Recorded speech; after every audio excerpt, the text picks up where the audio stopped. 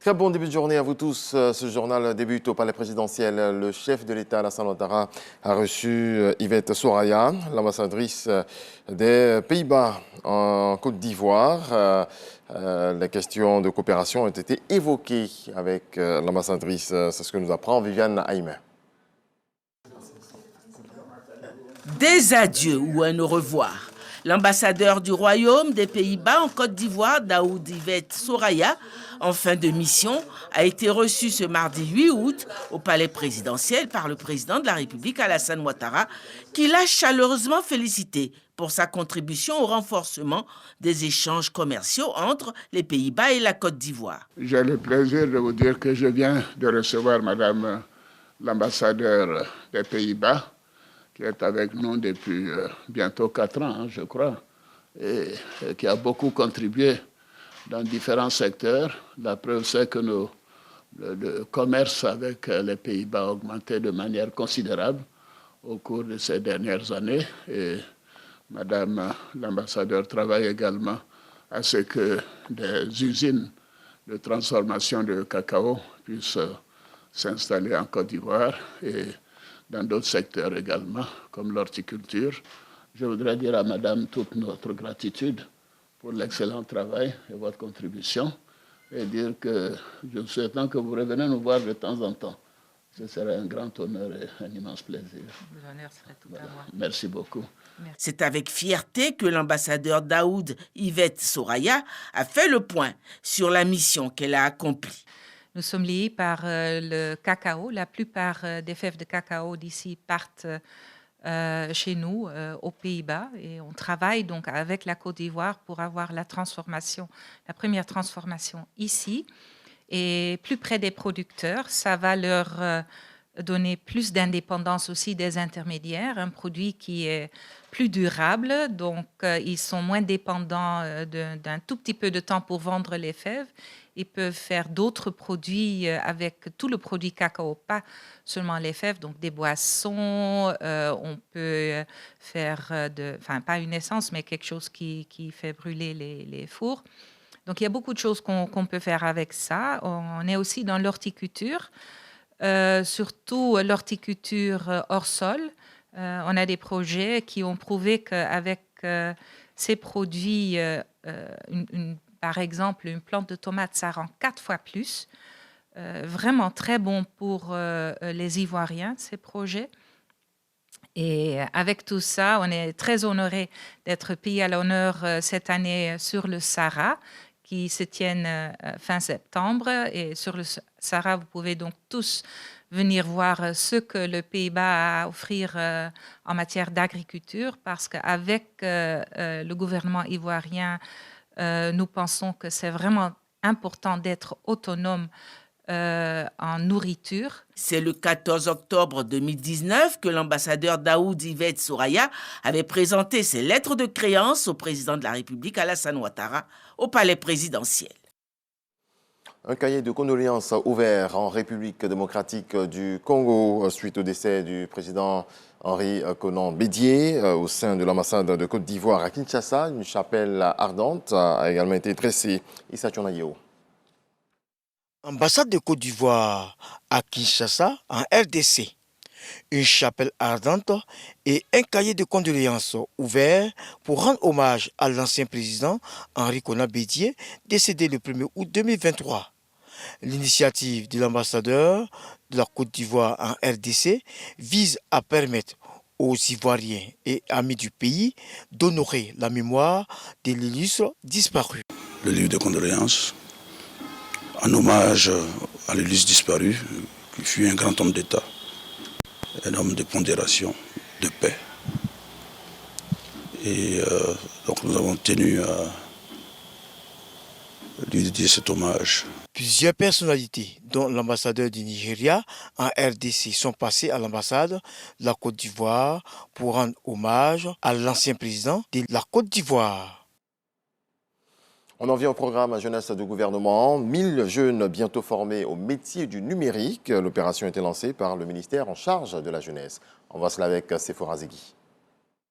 1000 jeunes âgés de 18 à 40 ans ayant obtenu le baccalauréat pourront bénéficier d'une formation dans le domaine du numérique. C'est un projet initié par le ministère de la Promotion de la Jeunesse, de l'Insertion professionnelle et du Service civique. Financé à hauteur de 475 millions de francs CFA, ce programme vise à améliorer l'employabilité des jeunes Ivoiriens. 5 localités sont concernées: Daloa, Korogo, Bouaké, Yamoussoukro et Abidjan. La formation bénéficie de l'appui technique du ministère de la Communication et de l'Économie numérique. Nous accompagnons, nous initions également parfois toutes les politiques qui permettent de développer justement ces compétences numériques. Le gouvernement entend mettre en œuvre plusieurs initiatives dans le cadre du CNDIGIT, ayant pour objectif la mise en place d'infrastructures majeures dans la gestion de l'écosystème numérique. Un fort taux de pénétration de l'utilisation de l'Internet et la mise en place d'un organisme de gouvernance et de régulation plus adapté aux nouvelles ambitions du secteur. À travers cette formation au métier du numérique, le ministère de la Promotion de la Jeunesse, de l'Insertion professionnelle et du Service civique veut offrir davantage d'opportunités d'insertion aux jeunes en cette année 2023, décrétée année de la jeunesse. Le projet de renforcement des compétences et de l'employabilité de 1000 jeunes dans le domaine du numérique s'inscrit dans le dispositif de formation, de reconversion et de réqualification de l'agence emploi jeune. Il permettra aux jeunes de bénéficier de formations dans les métiers de la maintenance électronique, du marketing digital, de la cybersécurité et métaverse. Les inscriptions ont démarré sur la plateforme de l'Agence Emploi Jeune www.agenceemploijeune.ci ou dans les agences régionales et guichets emploi de l'Agence Emploi Jeune à compter de ce mardi 8 août jusqu'au 23 août prochain. Plus de troncs communs dans la filière de la santé. Et là, nous sommes à l'université. Désormais, les nouveaux bacheliers pourront intégrer directement les filières médecine, pharmacie et odontostomatologie dès la première année. Il leur faudra cependant respecter certains critères. C'est ce que nous dit Konaté Moussa. Plus de troncs communs pour les étudiants en sciences de la santé. Les nouveaux bacheliers pourront intégrer directement les filières de médecine, pharmacie et odontostomatologie dès la première année universitaire s'ils remplissent les critères d'admission. Le ministre Adama Diawara explique les raisons de cette décision. Cette décision est motivée par un certain nombre de choses. La première chose, c'est que nous avons voulu faire en sorte que les formations en sciences de la santé se fassent dans les universités qui contiennent les UFR des sciences de la santé. La deuxième raison, c'est sur l'organisation des enseignements eux-mêmes. Alors, à ce niveau-là, à l'EPSS, l'école préparatoire aux sciences de la santé, pour environ 2500 étudiants, on va dire ça comme ça, on n'avait que 2 amphis.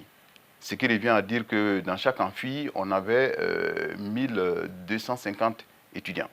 Ce qui est énorme, parce que ça, c'est de nature à tirer la qualité des enseignements vers le bas. Également, un autre problème qui n'est pas sur du grand public, c'est qu'à l'EPSS, tous les cours qui s'y faisaient étaient comptabilisés comme des heures complémentaires, qui étaient payées aux enseignants. Et ça, c'est de nature à gréver le budget de l'université. Pour la tutelle, cette réforme compte de nombreux avantages. Les effectifs sont beaucoup plus restreints. Au lieu d'avoir 2500 étudiants en licence 1, on n'aura que 800. Au lieu d'avoir un amphi qui contient plus de 1000 étudiants, on a un amphi qui contient au maximum 350 étudiants. Ça, c'est de nature à garantir la qualité des enseignements. Deuxièmement, là où on ne faisait pas des travaux dirigés ni des travaux pratiques, maintenant, on va en faire en première année, ce qui ne se faisait pas à l'école préparatoire. Donc, vous voyez que quand on parle de dégradation de la qualité, c'est plutôt le contraire qui va se produire. Adama Diawara rassure également quant aux critères pour être orienté dans l'une des filières des sciences de la santé. Premièrement, il faut que le bachelier ait demandé à venir faire médecine. On ne va pas l'obliger à venir faire si ça ne l'intéresse pas. Deuxièmement, il faut qu'il ait au maximum 23 ans. S'il a plus de 23 ans, ce n'est pas possible. Il n'est pas éligible. Troisièmement, il faut qu'il ait au minimum, au bac, 12 sur 20 dans les 3 matières suivantes. Mathématiques, physique, chimie et SVT. Les bacheliers seront donc affectés dans les différentes filières des sciences de la santé par ordre de mérite. Les préinscriptions dans les universités et grandes écoles publiques et privées ont démarré depuis le 5 août dernier. Le ministre Adama Diawara invite les nouveaux bacheliers à faire des choix de filières conformes à leurs compétences. Sécurité des populations en période électorale. Le sujet au centre d'une rencontre entre le ministre de l'Intérieur et de la Sécurité, Vagando Diomandé, et des leaders religieux réunis au sein de l'Alliance des religions pour la paix en Côte d'Ivoire. Abou Sanogo nous fait le point.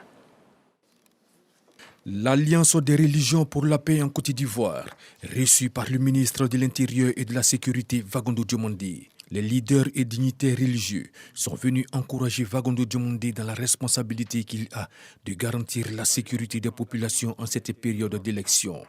Par ailleurs, ils ont présenté leur organisation ainsi que des réflexions pour garantir la paix et la stabilité pendant la période d'élection. Nous sommes venus partager avec lui notre initiative de participation, de contribution à cultiver la paix en Côte d'Ivoire dans la période électorale qui se présente en nous, que toutes ces élections se fassent dans la paix, dans la sérénité.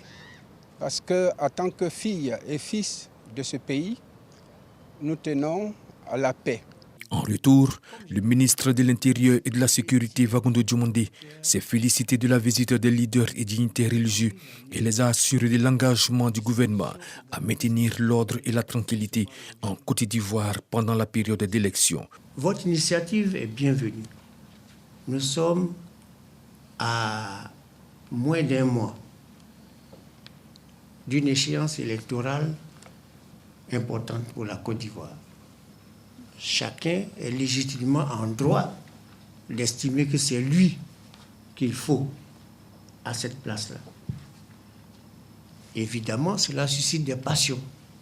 Vous êtes les meilleurs sentinelles, vous êtes les meilleurs conseillers, dont je n'ai aucune inquiétude quant à la conduite du message de paix qui doit être véhiculé partout sur le territoire national.